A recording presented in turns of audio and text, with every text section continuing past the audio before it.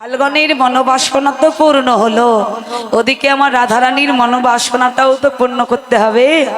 তাই তিনি ইচ্ছে করে পিছন পিছন মানে সবাই চলে যাচ্ছে, তিনি পিছন করছেন। এইবার সকলেই যখন আগে আগে যাচ্ছেন, মহাজন বললে দেখো তাদের আনন্দ কত। ওমা, তোমার ঘরের ছেলেটা সেই সকালবেলা খেলতে গেছে, সারাদিন পর মায়ের ঘরে যদি ফিরে আসে তোমাদের আনন্দ হবে না? মায়েরা কথা বলো। রাধে রাধে, গুরু কৃপা হোক। তোমরা বলো, আনন্দ হবে না?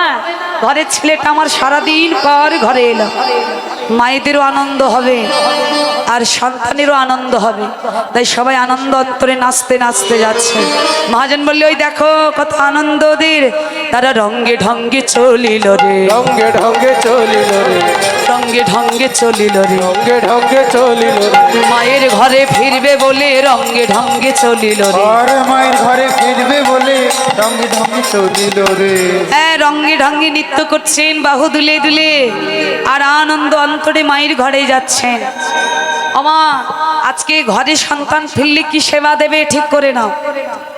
আর আমার কমিটির দাদারা, এই উত্তর গোষ্ঠী মায়ের ঘরে যখন গোপাল ফিরে আসে, তখন গোপালের সেবার জন্য একটু ক্ষীর সন্দেশ রাখতে হয়। আমি কিছু দেখতে পাচ্ছি না, তবে সেবার একটু পরেই হবে, মানে বিশ্রামের দিকে। হ্যাঁ, আসছে আসছে, আচ্ছা আচ্ছা আচ্ছা আচ্ছা, ঠিক আছে, আসছে। সময় পর্যন্ত একটু অপেক্ষা করি, আর এদিকে একটু পদাবলীগুলো আস্বাদন করি।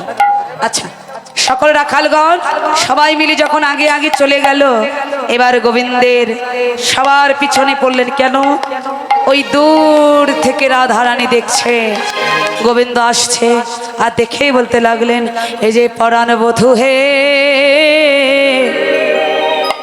ওই না বেশে আইসো আমার ঘরে, ওই না বেশে আইসো আমার ঘরে, ওই না বেশে আইসো আমার ঘরে, ওই না বেশে আইসো তুমি দাঁড়াইয়ে রয়েছি আমি। আর ওই না বেশে আইসো তুমি দাঁড়াই রয়েছি আমি। তোয়া বধূ লইবার রে, তোয়া বধূ লইবার তারে, তুয়া বোধ লইবার তরে গো, তুয়া বোধ লইবার তরে।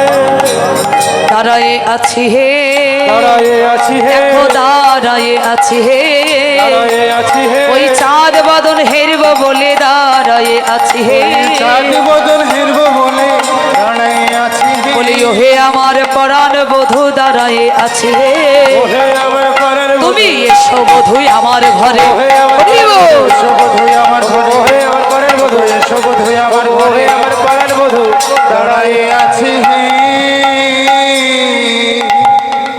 দূর থেকে পরাণ বধূর বদন দর্শন করে বলছে, বধূ ওই বেশে এসো আমার ঘরে, কারণ সজ্জিত বেশে সেবার অধিকার নাই। আচ্ছা বাবা, কৃষ্ণ ভগবানকে মা যশোদা যদি সাজিয়ে দেয়, সাজা বদনে কি আর সাজানো যায়? যায় না। ওই বদনটা যদি এলোমেলো হয়, অগোছালো হয়, তবে আবার নতুন করে সাজানো যায়। তাই রাধারানী বলছে, তোমার ওই মলিন বেশ বড় ভালোবাসি, ওই বেশেই তুমি আমার ঘরে এসো। অবধূ আমার মন্দিরে যাইয়া কর্পূর তাম্বুল খাইয়া, আর আমার মন্দিরে যাইয়া কর্পূর তাম্বুল খাইয়া, আলিশ করহ তথা গিয়া, আর আলিশ করো তথা গিয়া, আলিশ করো তথা গিয়া, ও কিয়া হে, আলিশ করো তথা গিয়া। এই যে আমার হৃদয় মাঝে বিচিত্র কলঙ্ক আছে, আমার হৃদয় মাঝে বিচিত্র কলঙ্ক আছে, আশেপাশে রসের বালিশ, আশেপাশে রসের বালি, আশেপাশে রসের বালি, ও কিয়া হে, আশেপাশে রসের বালি। হে বধূ, পরিশ্রান্ত এই দেহ নিয়ে তুমি আমার মন্দিরে এসো। আমি তোমার চরণ সেবা করে তোমার সকল আলিশ দূরভীত করে দেব। হ্যাঁ বাবা, এই সেবার অভিলাষটা যেন সকল ভক্তের হৃদয়ে থাকে। আজ না হোক, এ জন্মে না হোক, ভক্ত চরণ সেবা করতে করতে হে গোবিন্দ আমি যেন তোমার চরণ সেবার সুযোগ অধিকার যেন লাভ করতে পারি, তুমি আমায় সেই কৃপা করে দিও।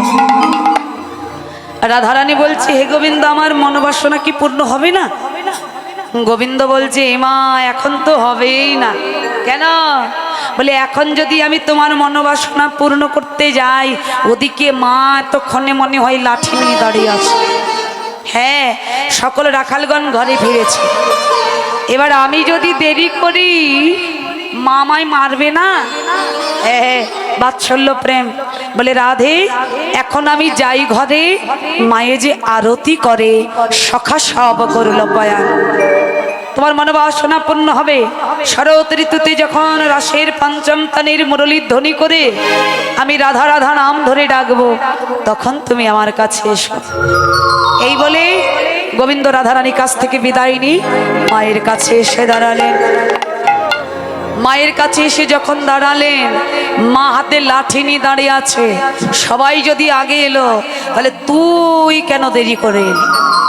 এই যে মহারাজার ছেলে বলো, বনশয়ে আহত নন্দ দোলা,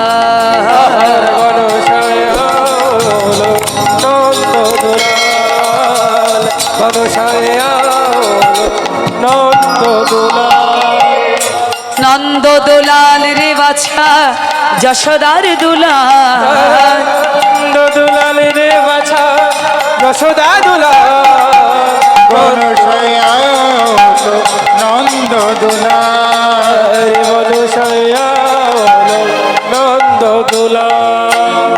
রতন প্রদীপ লইয়া আইলা নন্দ রানী, রতন প্রদীপ লইয়া আইলা নন্দ রানী, গদ গদ কণ্ঠনা নিকষায়ে বাণী, গদ গদ কণ্ঠে তার নিকষায়ে বাণী, নন্দ দুলাল বাহার নসাইয়া হলো, নন্দ দুলাল বনসাইয়া হলো, নন্দ দুলাল। এই যে মা শাসন করছে, তোমরা কেমন করে করো?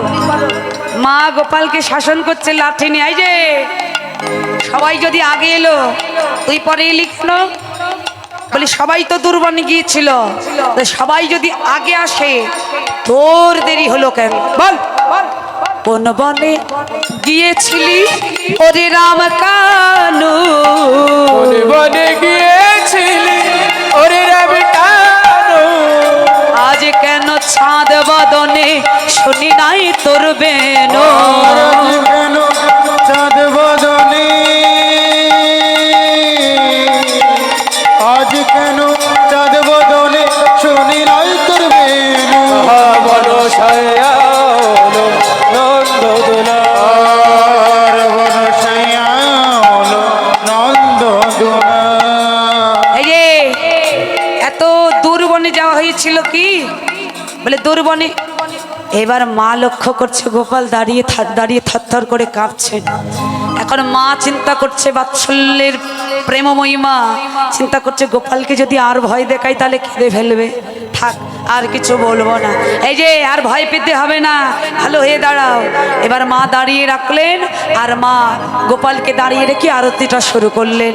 মায়ের আমরা সবাই আরতি করব, তবে মনে রাখবেন ভক্তি শাস্ত্র কিংবা আমাদের ভক্ত সমাজে, আমাদের বৈষ্ণব জগতের নিয়ম অনুযায়ী আরতির সময়টা ওভারটেক, মানে এখন কোনো আরতির সময় নেই। এখন আরতি করা মানে অপরাধ করা। কিন্তু যেহেতু পদাবলিতে আরতির কীর্তন আছে, আমরা কীর্তনটা গাইব, কিন্তু আরতিটা ভগবানকে দেখাবো না। কেন? এটা অপরাধী হবে, কারণ সময় 8টার ভেতরে, কিনা বাবা? কিন্তু এখন বাজে কটা? 10টা পার হয়ে গেছে। এখন আরতি করা যাবে না, তবু আমরা তালে তালে একটু নাচবো, মানে একটু হেলে দুলে নৃত্য করবো, আর আরতির কীর্তনটা সবাই গাইবো। হ্যাঁ, আস্তে হরিবল। আরতি করে মা নন্দ রানী বালক মুখ হে রে, সবাই হলো ধরি করো হরিবল। মা নন্দ রানী বালক মুখ হে হরি আরতি করে আনন্দ গানে বালক মুখ হে রে গাও তো নব নায়রি গণ রাখাল গণ করো তারি আর গত নবনয়রি গণ রাখাল গণ করতানি আরতি করে আনন্দ রানে বালক মুখ হে রে আর আরতি করে মানন্দ রানী বালক মুখ হে আস্তে আস্তে আস্তে আমার নীলফামারী জেলার মায়েদের কাছে আজকে একটা খুব গুরুত্বপূর্ণ প্রশ্ন করব। এখানে আমার অপরদিকে বাবা দাদারা বসে আছেন, যেহেতু বাৎসল্য প্রেমের লীলা মায়েদেরকে প্রশ্ন করব, উত্তর দিতে পারলে 100-তে 100, আর যদি দিতে না পারো তাহলে কিন্তু আজকে তোমরা অপমান হয়ে যাবে। হ্যাঁ, এই একটা কথা মনে রেখো, আমিও কিন্তু তোমাদের দলই, তবে দেখতে চাই কে কতটা গোপালকে ভালোবাসো। বলো গোপালের মায়েরা, গোপালের সব থেকে প্রিয় ফলের নাম কি? তেঁতুল ফল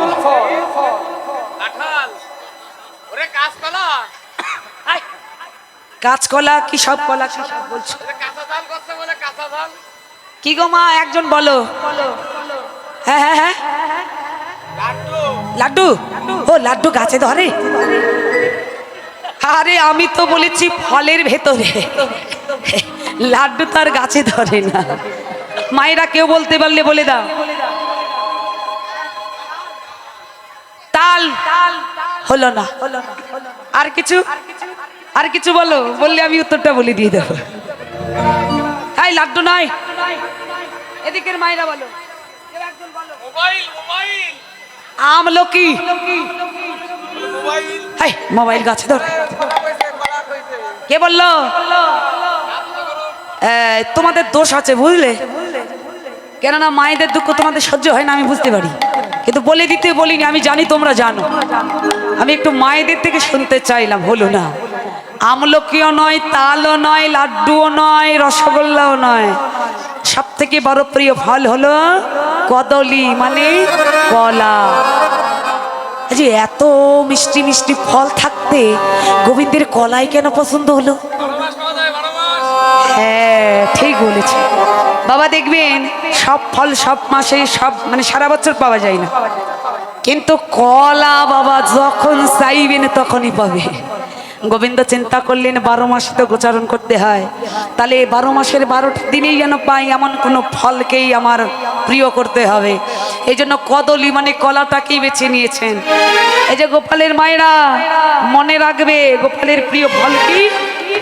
হ্যাঁ, বাড়িতে যদি থাকে অনুপম, ওটাও একটা নাম, আমার ওই মহাজনের নাম ভুল করে বলে যাচ্ছিলাম। হ্যাঁ, ও অনুপম কলা, তারপরে চাম্পা চামেলি কলা নাকি মানিক কলা, হ্যাঁ মানিক কলা, কত রকম। যাই হোক, কলা ফল গোপালের খুব প্রিয় ফল। তাই মহাজন বলছেন রম্ভা ফল ঘৃত প্রদীপ পুষ্প রচিত থারি। রম্ভা ফল ঘৃত প্রদীপ পুষ্প রচিত ধারে। হরি রম্ভা ফল ঘৃত প্রদীপ পুষ্প রচিত ধারি। সুন্দরী গণ উলুত দেহ শিশু গণ করতার। উলু দাও। হরি সুন্দরী গণ শিশু গণ করতালি। করে নন্দ রানে বালক মুখ হেরি। আর আরতি করে মানন্দ রানী বালক মুখ হে। গাত নব নয়রে গণে শিশু গণ করতালে। আর গাত নব নয়রে গণ শিশু গণ করতালি। তাহলে কলা ফল দিয়ে পুষ্প রচিত থালা দিয়ে প্রদীপ দিয়ে আরতি করলেন। এবার কি করছেন? এবার দরকার দাদা, এবার কিন্তু ছানা মাখন দরকার। হ্যাঁ, ক্ষীরের সন্দেশ। কমিটির দাদাদের বলছি, এসেছে কি প্রসাদ? ক্ষীরের সন্দেশ। গোপালকে সেবা দেব তো। আচ্ছা, রাখি সিংহা বেনু যশোমতী মাই।